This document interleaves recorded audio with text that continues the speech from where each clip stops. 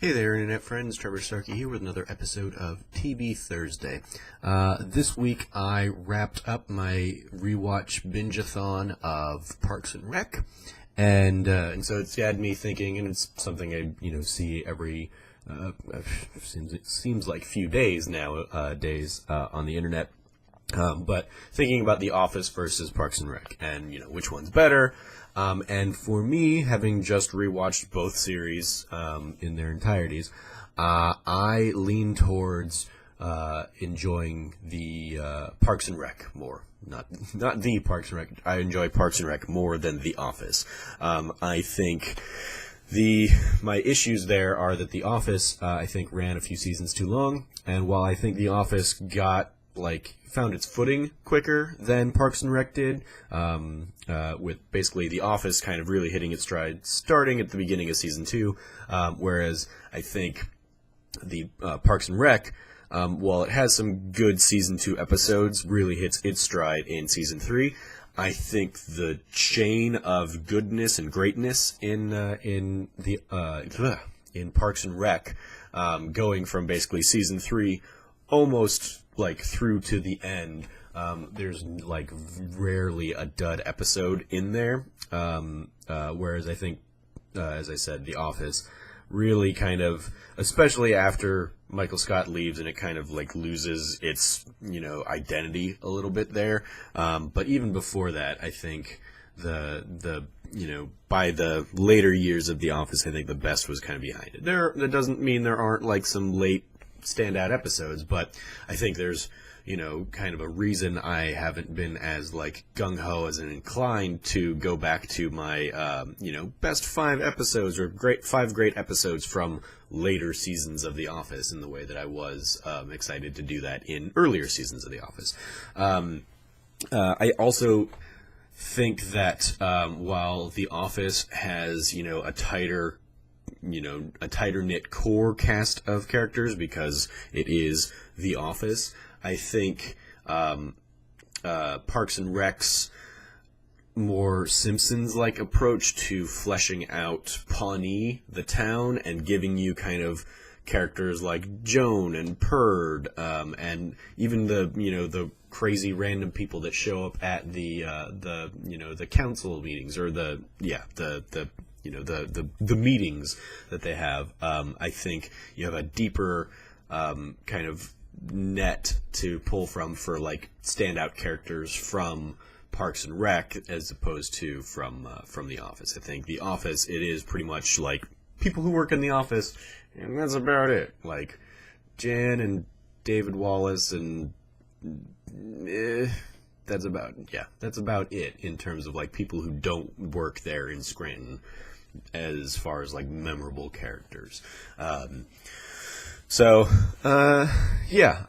think I just, and again, this isn't The Office is terrible or anything like that. This is picking between two great shows, and just for my money, Parks and Rec, and its story of optimism and hope and positivity outweighs the very often cringy kind of Office mentality. And again, I certainly see more of The Office in my day-to-day, just in terms of having worked in an office for many years now, than I do in Parks and Rec. But I think just the characters of Parks and Rec, Leslie, Ron, Tom, Jerry, Gary, Larry, Terry, Gary, Donna, April, Andy, Ann, Chris, Ben, those are all such wonderful. It's such a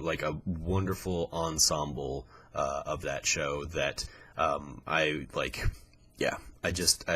love how that show ends compared to how The Office ends, with you getting flash forwards to everybody's kind of future in Parks and Rec, that gives you every character in that show gets a happy ending, whereas in The Office, the documentary ends and we cut to a year later, and Pam and Jim get a happy ending, Dwight and Angela get a happy ending, but we don't know what happens to so many of the rest of Andy in The Office, for example, feels like he doesn't get like a good happy ending. He just kind of gets an ending. Whereas I feel like, yeah, just I feel better about where the cast or where the ensemble of Parks and Rec leaves off than where The Office leaves off. And you also get like wonderful symmetry, just little cameos in The Office where you have it's one of those small little details, but the guy who in Parks and Rec comes in to get his swing fixed that last day he's come full circle from being the homeless guy that Leslie kicks out of a slide in the first episode, and he has improved and bettered his life, symbolically in large part to Leslie's improvements of Pawnee.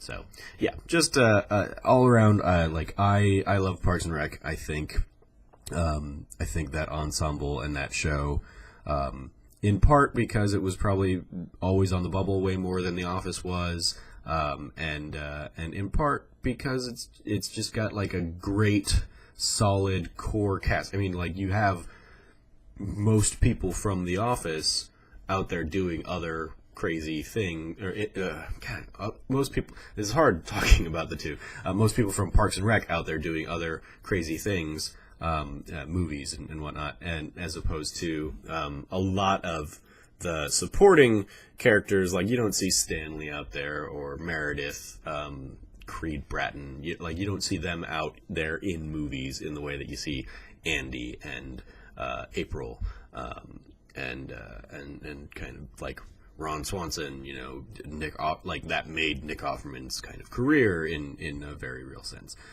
So yeah, I don't. Like, they're both great shows, but for my money, I lean towards Parks and Rec because I want to spend time with those people more than I want to spend time with The Office people. A couple of The Office people, like I would have no problem seeing Jim and Pam move over to the Parks and Rec ensemble, and then I'd be like very happy. But yeah, overall, there are just so many people in The Office that I'd rather not spend time with than people. Like, the only really annoying one in Parks and Rec tends to be Tom, and that's just because I'm not a huge fan of selfishness. But everybody else, like even Tom by the end, Leslie's selflessness rubs off on everybody. So those are my thoughts for this week's episode, just kind of comparing Parks and Rec versus The Office. Let me know what your favorites are in the comments below. As always, I've been your host, Trevor Starkey from TrevorTrove.com. You can follow me at SnarkyStarkey on Twitter. And until next time, from here at the Trove, treasure your friends.